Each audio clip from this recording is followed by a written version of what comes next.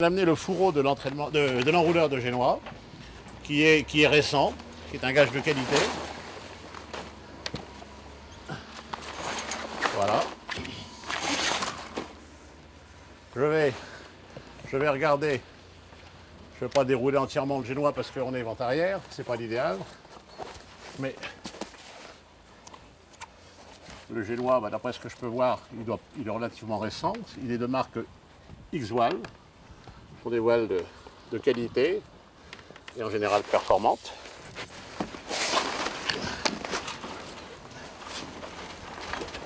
Ouais, bah voilà. Encore un petit peu. Alors tu vois, ce qui est important, c'est que la chute est propre. On voit que le Génois, disons, est récent. La chute est propre. Et c'est une voile qui doit avoir 2-3 ans, peut-être moins. Et qui est en très bon état. Voilà. Donc ça me satisfait. Il y a également les repères sur la base pour bien régler les différents points de tir en visuel, noir et rouge. Donc c'est bien. C'est du bon matériel. La grand voile. Ce qui est important de voir, pareil, voir l'état de la tétière. La tétière est récente. Ce ne sont pas des voiles d'origine. La tétière est récente. L'après du tissu est bon. Il est encore un petit peu cassant. Voilà. Je regarde après tout ce qui est chute.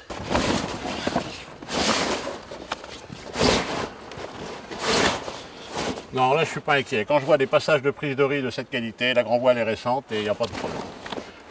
Et je finirai de la contrôler lorsqu'on fera l'essai en mer, qui est indispensable. On doit toujours faire un essai en mer d'un bateau à voile, pour voir si le moteur fonctionne bien et si les voiles sont correctes.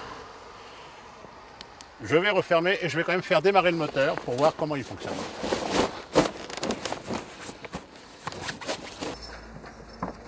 Voilà, les batteries ont été mises. Le contact moteur est bon. Je vais faire un essai de démarrage gaz à zéro. Toujours intéressant, ça nous permet de voir si le moteur a une certaine pêche encore.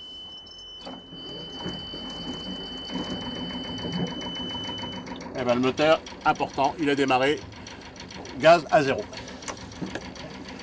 Certains moteurs qui sont un petit peu lavés, il faut mettre beaucoup de puissance pour les lancer. Là, il a démarré à froid, gaz à zéro, c'est un signe de qualité. Alors, une fois que le moteur est en route, premier réflexe, voir si l'eau crache bien. Ça, c'est absolument indispensable. J'embraye, le bateau est bien amarré. Et je regarde si le moteur fume pas trop. Il crache pas noir. Il crache pas noir. Il fume normalement parce qu'on est quand même...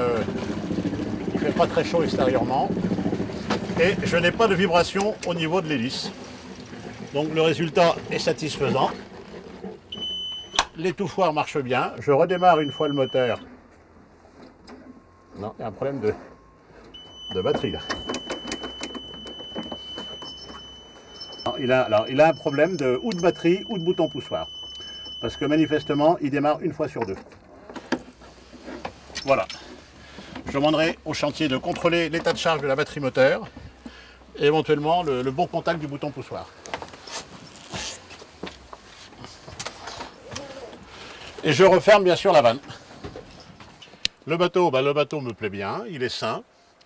Maintenant, je vais aller voir le vendeur pour savoir quel est son inventaire complet, s'il a un dossier de facture très important, facture entretien mécanique, entretien coque, entretien voile et électronique.